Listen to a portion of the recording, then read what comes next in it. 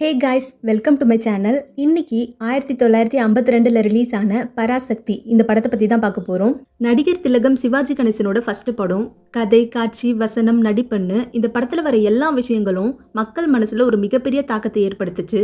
இது ஒரு black and white movie. இந்த படம் சுமார் 70 வருஷத்துக்கும் மேலே ஆகுது. அப்படியும் இன்னைக்கு வரைக்குமே இப்படிப்பட்ட படங்கள் தமிழ் சினிமாவுக்கு ஒரு பொக்கிஷம் தான். ஒரு பக்கம் குடும்ப பிரச்சனை, இன்னொரு பக்கம் வாழ்க்கையில இருக்கிற சவால்கள், இதுக்கு நடுவுல இந்த சமூகத்துல நடக்கிற கொடுமைகள், இது எல்லாத்துக்கும் மேல ஆக்டர் சிவாஜி கணேசனோட பிரமிக்க வைக்கிற நடிப்புன்னு 1952லயே ஒரு வித்தியாசமான கதையை திரைக்கு கொண்டு வந்த படம் தான் பராசக்தி. இந்த படத்தை பத்தி பாக்குறதுக்கு முன்னாடி நீங்க என்னோட சேனலுக்கு ஃபர்ஸ்ட் டைம் வரீங்கன்னா என்னோட வீடியோவை லைக் பண்ணிட்டு மறக்காம என்னோட சேனலை சப்ஸ்கிரைப் பண்ணிடுங்க. இப்ப வாங்க ஸ்ட்ரெயிட்டா கதைக்குள்ள போலாம். ஸ்டார்டிங்ல இந்த படத்தோட ஹீரோயின் கல்யாணி அவ சொந்த ஊர் மதுரையில அவ அப்பாவோட ஒரு டான்ஸ் ஷோ பார்த்துட்டு இருக்கா. கல்யாணி பணக்கார பொண்ணு. அவளோட 3 அண்ணாவும் சின்ன வயசுலயே வேலை தேடி ரங்கூனுக்கு போயிட்டாங்க. கல்யாணிக்கு அவளோட அண்ணனுங்க எப்படி இருப்பாங்கன்னு கூட தெரியாது. ரங்கூன்ல அவளோட 3 அண்ணாவும் நல்லா வசதியா நல்ல வேலையில ஆடம்பரமா வாழ்ந்துட்டு இருக்காங்க. அதுல 3வது அண்ணா தான் சிவாஜி கணேசன். தங்கச்சி கல்யாணிக்கு கல்யாணம் நிச்சயம் பண்ணிருக்கோம்னு அவ அப்பா ரங்கூனுக்கு லெட்டர் அனுப்பியிருக்காரு. தங்கச்சி கல்யாணத்துக்கு போக 3 பேரும் ரொம்ப ஆசைப்படுறாங்க. ஆனா கப்பல்ல ஒரு குடும்பத்துல ஒருத்தர் தான் போக முடியும்னு சொல்லிடுறாங்க. சோ நம்ம ஹீரோ சிவாஜி கணேசன், அவரோட பேர் குணசேகரன், அவர் ஃபர்ஸ்ட் ஊருக்கு கிளம்புறாரு. மத்த 2 அண்ணாவும் பொறுமையா போலான்னு வெயிட் பண்றாங்க. இங்க மதுரையில கல்யாணி மனக்கோலத்துல அழுதுட்டு இருக்கா. இத்தனை வருஷம் ஆகியும் என் கல்யாணத்துக்கு கூட என் அண்ணனுங்க வரலையேன்னு ரொம்பவே கவலைப்படுறா. கல்யாணமும் முடிஞ்சு போயிடுது. ஒரு வசதியான மாப்பிள்ளைக்கு நல்லா கிராண்டா தான் கல்யாணியை கட்டி கொடுத்திருப்பாங்க. கல்யாணியோட ஹஸ்பண்டும் அவளை பாசமா பாத்துக்கிறாரு. குணசேகரன் போன கப்பல் மெட்ராஸ்க்கு வந்து சேர கொஞ்சம் டிலே ஆகுது. ஏன்னா அந்த டைம்ல ரங்கூன்ல செகண்ட் வேர்ல்டு வார் பயங்கரமா போர் நடந்துட்டு இருக்கு. போர்னால நிறைய பேர் இறந்து போறாங்க. இதுக்கு மேல இங்க இருந்தா வாழ முடியாதுன்னு ரங்கூன்ல இருக்க மத்த 2 அண்ணா, ஃபர்ஸ்ட் அண்ணாவோட ஒய்ஃப், ஒரு வேலைக்காரன்னு 4 பேரும் எப்படியாவது நடந்தே இந்தியாவுக்கு போய் சேர்ந்துடணும்னு ரங்கூன்ல இருக்க மலை, காடுன்னு பல இடங்கள்ல கடந்து நடந்தே இந்தியாவுக்கு வந்துட்டு இருக்காங்க. பல மாதங்கள் கழிச்சு 3வது தம்பி குணசேகரன் மெட்ராஸுக்கு வந்து சேர்ந்துட்டுறாரு. ஒரு கார்ல ஏறி ஹோட்டலுக்கு ஸ்டே பண்ண போறாரு. அப்படி போறப்போ சிக்னல்ல நிற்கும் போது அவரோட காரை சுத்தி பிச்சைக்காரங்க ஒருத்தரா வந்து பிச்சை கேட்க ஆரம்பிக்கிறாங்க. அவரும் தர்மம் பண்றாரு. அதுக்கப்புறம் ஒரு பேங்க்குக்கு போயிட்டு அவரோட அக்கௌண்ட்ல இருந்து நிறைய பணத்தை எடுத்து பெட்டியில வச்சுட்டு இருக்காரு. இது ஒரு திருடி பாத்துட்டுறா. குணசேகரன் ஒரு ஹோட்டல்ல ரூம் எடுத்து ஸ்டே பண்றாரு. அந்த ரூம்குள்ள இந்த திருட்டு பொம்பளை அவரோட பெட்லயே வந்து படுத்துட்டு இருக்கா. குணசேகரன் வந்ததும், சாரி இது உங்க ரூமா, தெரியாம வந்துட்டேன், சரி வாங்கல வெளியே போயிட்டு வரலான்னு குணசேகரன் கிட்ட ஆசையா பேசி அவரை மயக்க ட்ரை பண்றா. குணசேகரனும் அவளோட ஆசை வார்த்தையில மயங்கி அவ கூட சேர்ந்து ஒரு கிளப்புக்கு போயிடுறாரு. அங்க டான்ஸ், பாட்டுன்னு பார்ட்டி நல்லாவே போகுது. இந்த கேப்ல இந்த திருட்டு பொம்பளை குணசேகரனுக்கு மயக்க மருந்து ஜூஸ்ல கலந்து கொடுத்து அவர்கிட்ட இருந்த பணம், பொருள்னு எல்லாத்தையும் புடுங்கிட்டு அவரை அங்கேயே விட்டுட்டு போயிடுறா. இன்னொரு பக்கம் கல்யாணிக்கு குழந்தை பிறந்துச்சு. மருந்து வாங்க போன அவளோட ஹஸ்பண்ட் லாரியில அடிபட்டு ஸ்பாட்லயே இறந்துடுறாரு. இந்த அதிர்ச்சியில கல்யாணியோட அப்பாவும் மயங்கி விழுந்து அங்கேயே செத்து போறாரு. குழந்தை பிறந்திருக்கு. அப்பாவுக்கும் ஹஸ்பண்டுக்கும் குழந்தைய காட்டணும்னு கல்யாணி ஆவலா காத்துட்டு இருக்கா. 2 பேருமே இறந்து போயிட்டாங்கன்னு தெரிஞ்சதும் கல்யாணியால இந்த இழப்பை தாங்கிக்கவே முடியல.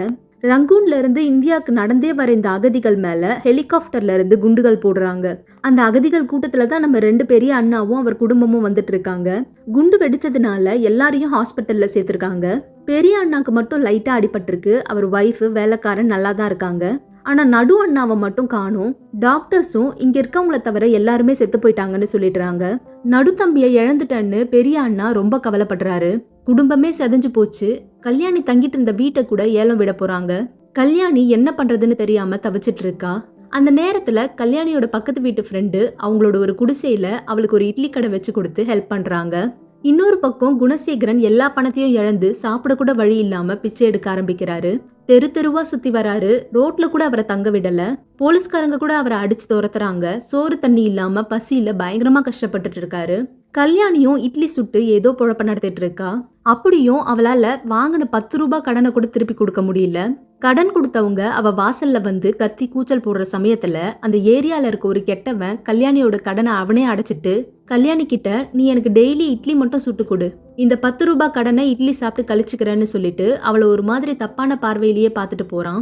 ஆனா கல்யாணி அவனை அண்ணா அண்ணான்னு மட்டும்தான் கூப்பிடுறா. சின்ன வயசுலயே விதவா ஆனனால கல்யாணிக்கு இந்த மாதிரி பொறுக்கி பசங்களோட டார்ச்சர் ஆரம்பிக்குது.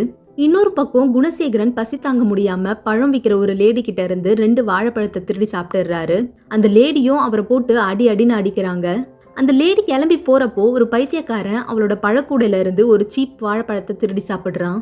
ஆனா அந்த பைத்தியக்காரனை அந்த லேடியும் சரி அங்க இருந்த மக்களும் சரி எல்லாருமே மன்னிச்சு விட்டுறாங்க. அப்பதான் குணசேகரனுக்கு ஒரு ஐடியா தோணுது. இவன மாதிரியே பைத்தியக்காரனா நடிச்சா மட்டும்தான் வாழ முடியும், இந்த மோசமான உலகத்துல ஏமாத்துக்காரங்க மட்டும்தான் வாழ முடியும்னு பைத்தியம் மாதிரி நடிக்க ஆரம்பிக்கிறாரு.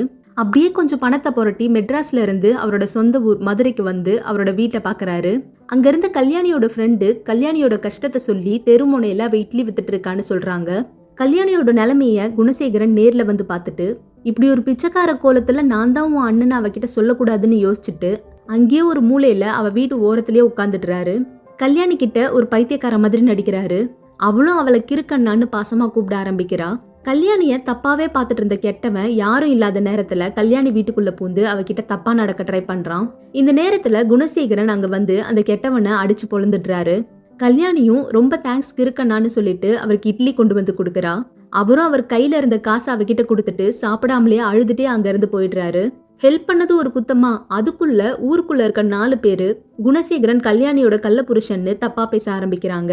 இது கேட்டு தாங்க முடியாம குணசேகரன் அந்த 4 பேரை பயங்கரமா அடிச்சு அவன் என் தங்கச்சிடா தங்கச்சின்னு அழுது புலம்புறாரு. என் தங்கச்சிக்கு இப்படி ஒரு நிலைமையா வரணும்னு ஃபீல் பண்ணிட்டே கல்யாணி வீட்டுக்கு வந்து பாக்குறாரு. ஆனா கல்யாணிய காணோம். ஊர் பேசுற பேச்சு, கையில காசு இல்ல, எதுக்குமே வழி இல்லைன்னு கல்யாணி அந்த இடத்த விட்டு கிளம்பிட்டா.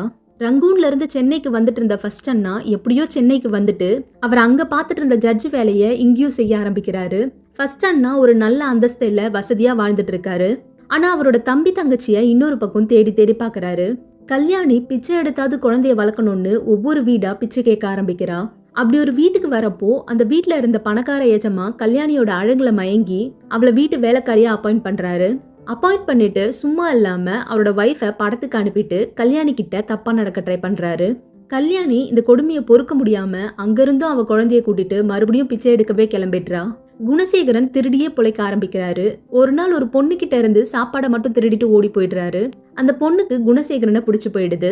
ஏன்னா அவர் பணத்தை திருடாம பசியில சாப்பாடை தான் திருடி இருப்பாரு. அதோட அவர் கஷ்டத்தை பாட்டா பாடி புலம்பிட்டு இருப்பாரு. அதை கேட்ட அப்புறம் இந்த பொண்ணுக்கு அவர் மேல இன்னும் ஆர்வம் அதிகமாகுது. ஸோ அவரை வீட்டுக்கு கூப்பிட்டு உன் பிரச்சனை தான் என்ன, என்கிட்ட உன் பிரச்சனையை சொல்லுன்னு கேட்டு பாக்குறாங்க. அவரும் அவரோட சோகமான லைஃப் ஸ்டோரியை சொல்ல ஆரம்பிக்கிறாரு. சொல்லிட்டு இந்த சமுதாயம் தான் என்னை திருடனா மாத்திடுச்சு, இந்த மக்கள் தான் என்னை குற்றவாளியா மாத்திட்டாங்கன்னு அடுத்தவங்களையே பிளேம் பண்ணி பேசிட்டு இருக்காரு. அது கேட்டு இந்த பொண்ணு உன் மேலதான் தப்பு, உன் பணம் திருடு போன உடனே நீ போலீஸ் கிட்ட கம்ப்ளைண்ட் கொடுத்துருக்கணும், நீ அந்த திருடி கிட்ட ஏமாந்து போனதை வெளியே சொல்ல உனக்கு அசிங்கம், அதனாலதான் இன்னைக்கு இந்த நிலைமைக்கு வந்திருக்க, இனிமேலாவது நேர்மையா இருன்னு அட்வைஸ் கொடுக்கறாங்க. இன்னொரு பக்கம் ரங்கூன் குண்டு வெடிப்புல காணாம போனார்ல 2வது அண்ணன், அவர் இன்னும் உயிரோட தான் இருக்காரு. ஆனா அந்த ஆக்சிடென்ட்ல அவருக்கு ஒரு கால் உடைஞ்சிடுச்சு. அவர் ஒரு அகதியா பிச்சைக்காரனா சென்னைக்கு வந்து நிறைய அகதிகள் கும்பல்ல அவரும் ஒருத்தரா வாழ்ந்துட்டு இருக்காரு. ரங்கூன்ல இருந்து வந்த அகதிகள் ஒரு முகாம்ல தங்கிட்டு இருக்காங்கன்னு தெரிஞ்சுக்கிட்டு கல்யாணி அந்த முகாமுக்கு வந்து பாக்குறா. பட் அந்த நேரம்னு பார்த்து நடு அண்ணன் பிச்சை எடுக்க வெளியே கிளம்பிட்டுறாரு. அகதிகளுக்கு ஒருத்தருக்கு ஒருத்தர் பேர் தெரியாது. கல்யாணி அவங்க கிட்ட அவளோட 3 அண்ணனோட பேரை சொல்லி இவங்க இங்க இருக்காங்களான்னு கேட்டு பாக்குறா. ஆனா அந்த அகதிகள் அப்படி யாரும் இங்க இல்லைன்னு சொல்லி அவளை அனுப்பிடுறாங்க. ஒரு நாள் நைட்டு ஃபர்ஸ்ட் அண்ணன் ஜட்ஜ் வீட்ல ஒரு பெரிய விருந்து நடக்குது. கல்யாணி பல நாளா சாப்பிடாம பட்னியா தவிச்சிட்டு இருக்கா. இந்த சமயத்துல ஜட்ஜ் அண்ணா தான் அவளோட உண்மையான அண்ணன்னு தெரியாமலே அவர் வீட்டு வாசல்ல போயிட்டு தயவு செஞ்சு சாப்பிட ஏதாவது கொடுங்கன்னு கெஞ்சி பாக்குறா. ஆனா அந்த ஜட்ஜ் அண்ணா ஆல்ரெடி நான் நிறைய கருணை காட்டி ஏமாந்து போயிட்டேன்னு அவளை தள்ளி விட்டுறாரு. கல்யாணியும் பசி கொடுமையிலேயே அங்கிருந்து கிளம்பி போயிடுறா. கடைசியா அந்த கடவுள் தான் எனக்கும் என் குழந்தைக்கும் ஏதாவது வழி காட்டணும்னு கோவிலுக்கு வந்துடுறா.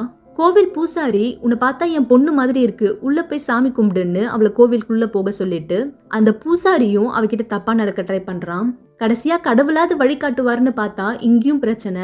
கல்யாணிக்கு வேற வழி தெரியல. அவ குழந்தைய தூக்கிட்டு ஆத்துல குதிச்சு சாக ரெடி ஆகுறா. குழந்தைய ஆத்துக்குள்ள போட்டுட்டு அவளும் அந்த தண்ணிக்குள்ள குதிச்சு சாக ட்ரை பண்றா. பட் அவளை மட்டும் காப்பாத்திடுறாங்க. குழந்தைய கொண்டனால கல்யாணிய குற்றவாளி குண்டுல நிக்க வச்சிருக்காங்க. ஜட்ஜு அவளோட ஃபர்ஸ்ட் அண்ணா தான். கல்யாணியோட முகத்துல கோவமும் வெறுப்பும் தான் இருக்கு. அவளும் ஜட்ஜ் கிட்ட தெரு தெருவா போய் கெஞ்சினேன், என் குழந்தைக்கு சாப்பிட ஏதாவது கொடுங்கன்னு, கடைசியில உங்ககிட்ட கூட கெஞ்சினேன், ஆனா எல்லாருமே என்னை துரத்திட்டாங்க, என் குழந்தைக்கு பால் இல்ல, சாப்பாடு இல்ல, சரி வேலை செஞ்சு பொழைக்கலான்னா போற இடத்துல இருக்க எல்லாருமே என்னை தப்பா தான் பாக்குறாங்கன்னு சொல்லிட்டு கடைசியா அவளோட ஃபேமிலி ஹிஸ்டரி, என்னோட 3 அண்ணா ரங்கூன் போயிட்டாங்க, அவங்க வருவாங்கன்னு காத்துட்டு இருந்தேன், ஆனா வரல, என் அப்பா என் ஹஸ்பண்ட் 2 பேரும் இறந்து போயிட்டாங்க, ஒரு அனாதை விதவையா இந்த உலகத்துல என்னால முடிஞ்ச அளவு வாழ்ந்து பார்த்தேன், இதுக்கு மேல எனக்கு என்ன பண்றதுன்னு தெரியல. என் குழந்தை பசியில துடிக்கிறத என்னால பார்க்க முடியல. அதான் ஆத்துல போட்டு நானும் சாக ட்ரை பண்ணேன்னு சொல்றா. இதை கேட்டு ஜட்ஜ் அண்ணா அழுது மயங்கி அங்கேயே விழுந்துடுறாரு. பசி கொடுமையில குழந்தைய ஆத்துக்குள்ள போட்ட கல்யாணியோட நியூஸ் பேப்பர்ல வந்துடுது. இது 3வது அண்ணா குணசேகரனுக்கும் தெரிய வருது. என் தங்கச்சி குற்றவாளி இல்ல நிரபராதின்னு நிரூபிக்கிறதுக்காக அவளை கொடுமைப்படுத்தின எல்லா கெட்டவங்க, பணக்கார முதலாளி, பூசாரி இப்படி எல்லாரையும் குணசேகரன் கோர்ட்டுக்கு கூட்டிட்டு வந்துடுறாரு. ஸ்டார்டிங்ல அவரோட பணத்தை திருடின அந்த திருடி பொம்பளைய கூட கண்டுபிடிச்சிட்டாங்க. கோர்ட்ல என் தங்கச்சி மேல தப்பு இல்ல, இவங்க தான் அவ இந்த நிலைமைக்கு வர காரணம்னு எல்லாரையும் ஒரு புது ஜட்ஜ் முன்னாடி கொண்டு வந்து நிறுத்திடுறாரு. கல்யாணியோட குழந்தை கூட சாகல. குணசேகரனோட லவ்வர் ஆத்துல படகுல போயிட்டு இருந்திருப்பா. அப்ப கல்யாணி தூக்கி போட்ட குழந்தை அந்த படகுல விழுந்திருக்கும். அவ தான் யார் இந்த குழந்தைன்னு தெரியாம அதை சேஃபா வச்சிருந்திருப்பா. அப்புறம் கல்யாணியோட நியூஸை கேட்டு ஒருவேளை இது கல்யாணியோட குழந்தையா கூட இருக்கலான்னு ஒரு டவுட்ல அந்த குழந்தைய கோர்ட்டுக்கு தூக்கிட்டு வந்துட்டா. ஜட்ஜும் குணசேகரன் கல்யாணி மேல எந்த தப்பும் இல்லைன்னு அவங்கள ரிலீஸ் பண்ணிடுறாங்க. மற்றவங்களுக்கும் தண்டனை கொடுத்துடுறாங்க. ஃபர்ஸ்ட் அண்ணா ஜட்ஜு கடைசியா கல்யாணியோட கதையை கேட்டு மயங்கி விழுந்திருப்பாரு. அவர் கல்யாணின்னு அவ ஞாபகமாவே மூளை குழம்பி போயிருக்காரு. ஆனா கல்யாணியும் குணசேகரனும் அவரை நேர்ல வந்து பாக்குறாங்க. அவங்கள பார்த்த அப்புறம் அவரும் குணமாகிடுறாரு. இந்த டைம்ல நடு அண்ணா பிச்சை எடுத்துட்டே நொண்டிட்டு இங்க ஜட்ஜ் வீட்டுக்கு வந்துடுறாரு. அந்த வீட்டு வேலைக்காரனுக்கு அவரை நல்லா தெரியும். அவரை பார்த்ததும் கண்டுபிடிச்சிட்டு எல்லார்கிட்டயும் வந்து சொல்றாரு. ஃபர்ஸ்ட் அண்ணா, குணசேகரன், கல்யாணி 3 பேரும் நடு அண்ணாவை வந்து பாக்குறாங்க. அவரோட கால் உடஞ்சதை நினைச்சு எல்லாருக்குமே கஷ்டமா இருக்கு. பட் பல பிரச்சனைகளுக்கு அப்புறம் உடஞ்சி செதறி போன குடும்பம் ஒன்று சேர்ந்துருச்சு. குணசேகரன் அவர் லவ்வர் 2 பேருக்கும் கல்யாணம் பண்ணி வைக்க ரெடி ஆகுறாங்க. நடு அண்ணாவும் என்ன மாதிரியே நிறைய அகதிகள் இருக்காங்க, நான் அவங்களுக்காக போராடணும்னு சொல்றாரு. ஆனா குணசேகரனோட லவ்வர் அதெல்லாம் வேணாம், அவங்க ஏன் அகதிகளா இருக்கணும், அவங்கள இங்கேயே கூட்டிட்டு வந்துடுங்கன்னு சொல்லிடுறாங்க. அங்க இருந்த மத்த எல்லாருக்குமே இந்த ஐடியா ரொம்ப பிடிச்சு போயிடுது. அவங்க வாழ்ந்துட்டு இருக்க வீட்டை அனாதை இல்லமா மாத்திடுறாங்க. ரங்கூன்ல இருந்து அகதிகளா வந்த எல்லாருக்குமே அடைக்கலம் கொடுத்து மொத்த குடும்பமும் சந்தோஷமா ஒரு புது வாழ்க்கைக்குள்ள நுழையிறாங்க. இதோட இந்த படம் முடிஞ்சிடும். இந்த படம் பார்க்கும்போதே கண்ணெல்லாம் கலங்கிடும். குடும்ப கஷ்டம், சமுதாய பிரச்சனைய அவ்வளோ அழகா தைரியமா எடுத்து சொல்லியிருப்பாங்க. இந்த படம் எப்படி இருந்துச்சுன்னு கமெண்ட்ல சொல்லுங்க. அப்படியே இந்த வீடியோவை லைக் பண்ணிட்டு மறக்காம என்னோட சேனலை சப்ஸ்கிரைப் பண்ணிடுங்க. இதே மாதிரி ஒரு நல்ல கதையில மறுபடியும் சந்திக்கலாம். தேங்க்யூ.